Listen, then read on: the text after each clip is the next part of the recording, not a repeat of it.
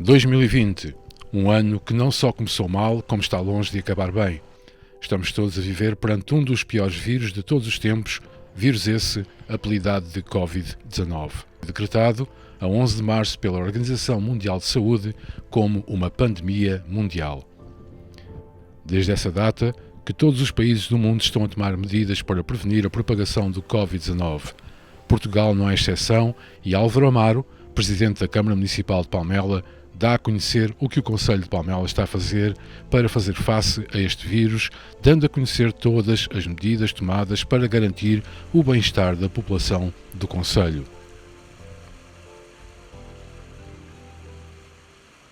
Ora bem, na primeira fase, no início da pandemia, num ambiente de difícil equilíbrio e de gestão emocional, foi desde logo necessário tomar medidas de encerramento de serviços e de proteção de trabalhadores e trabalhadoras e naturalmente começar as primeiras medidas de aquisição e distribuição de equipamento de proteção individual, seja as equipas municipais para podermos continuar a trabalhar em serviços públicos essenciais, não podem parar, seja depois também, na fase seguinte, já em pleno estado de emergência, apoiar as instituições que continuavam na linha da frente, desde bombeiros, instituições particulares de solidariedade social, lares de idosos, sejam públicos ou privados, centros de acolhimento, etc. Depois, uma grande ação também na rua, no que diz respeito à desinfecção do espaço público, que tinha também um efeito não só de higienização, mas sobretudo tranquilizador das pessoas.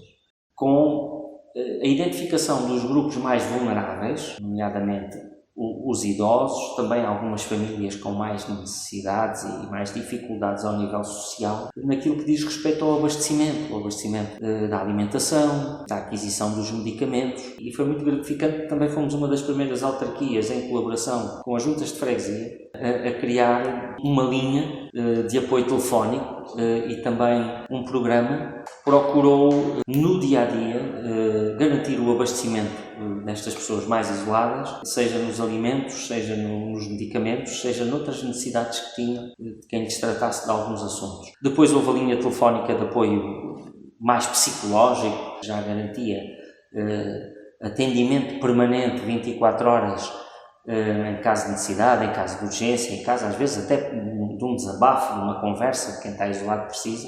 Depois fizemos um conjunto de outras ações de sensibilização. Nós fechámos espaços de jogo e recreio, fizemos alertas nas ciclovias, nas zonas pedonais. Não quisemos propriamente introduzir um ambiente de alarmismo, mas demos toda a informação que considerávamos útil para as pessoas civicamente e conscientemente adotarem os comportamentos essenciais.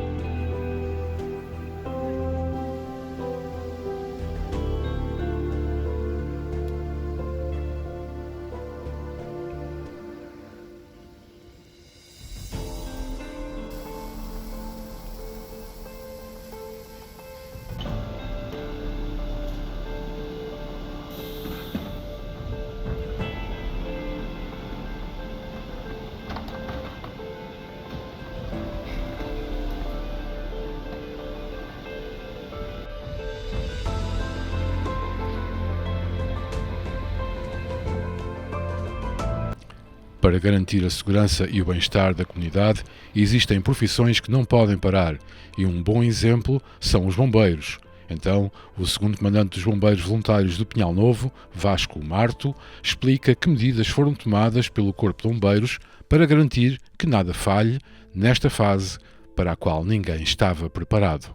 Nós, diretamente, funcionamos, ou seja, transmitimos à população do Pinhal através da nossa página de Facebook. Logo ao início, com a informação e os cuidados a ter. Da parte da população diretamente, não muito.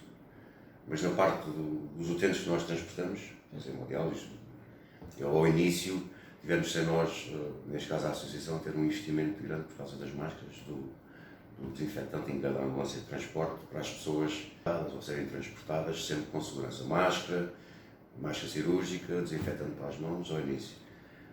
Agora é a mesma coisa, mas já a Direção-Geral já começou a dar assim umas coisinhas, umas máscaras e uns gelzitos para transportarmos aqueles doentes que diariamente vão fazer as hemodiálises, tratamentos que são ainda diários e que não terminaram, e que são pessoas de risco elevado e têm mesmo que fazer. As nossas ambulâncias de transporte levam 7 utentes. Passaram a levar só 3 em cada ambulância, por causa do distanciamento. Trouxe-nos uma dificuldade enorme, porque é por causa da gestão de recursos humanos e de meios. Temos sempre esta panóplia de transportes que não deixaram de ser transportados. As pessoas têm que ter mesmo sempre máscara para entrar dentro das ambulâncias, uma abordagem de emergência, e na altura, ao início, as pessoas não tinham, então tínhamos de ser nós a fornecer. Além disso, devido ao plano de contingência que foi logo efetuado, que em fevereiro, para tomar face à situação aqui dentro do Corpo de Bombeiros, o Corpo de Bombeiros divide-se em vários grupos. A trabalhar cá diariamente, somos cerca de 35. Essas pessoas tinham que ter equipamento, proteção individual, depois era o equipamento só dava por uma vez, descartável. Foi um custo imenso, neste caso, que a Associação teve. Logo ao início, enquanto investimento para os operacionais, neste caso, quando forem fazer o contacto com o público, não transmitirem nem serem transmitidos. E depois passou à fase de mitigação, que qualquer caso era um caso suspeito. Não havia cá, não pode haver falhas. O plano de contingência já vai na 5ª versão. O que é que nós tomámos logo como medida? Foi tomado aqui algumas situações logo inicialmente na recepção da chamada, no caso no pedido de ajuda aqui ao Corpo de Bombeiros, se a vítima tinha dificuldades respiratórias, se apresentava tosse, tremores, suores, alguns indícios que nos dessem antes da fase de mitigação. Ou seja, na abordagem do técnico de emergência, perante uma vítima, ou eles iam todos com o fato completo, ou iam só com a máscara, viseira e a bata e luvas. Foi feito logo um levantamento de todos os lares e casas de acolhimento do concelho, pelos 3 corpos de bombeiros. Andámos de lá em lá, mas tentámos abranger tudo, com os responsáveis dos lares, o número de utentes e qual era, neste caso, o que é que eles tinham tomado como providência para aquela instituição. E depois foi logo uma das prioridades, neste caso, deste conceito que nós formamos, foi fazer testes a essas pessoas. Depois temos uma ambulância que preparámos, mesmo na altura da emergência, para o transporte confirmado de pessoas que nos telefonam para transportar e são confirmados. Temos uma ambulância para esse efeito. Porquê? Porque essa ambulância, além de não ser destas mais modernas, não tem praticamente quase equipamento nenhum, tem só o essencial para depois poder desinfetar em condições sem danificar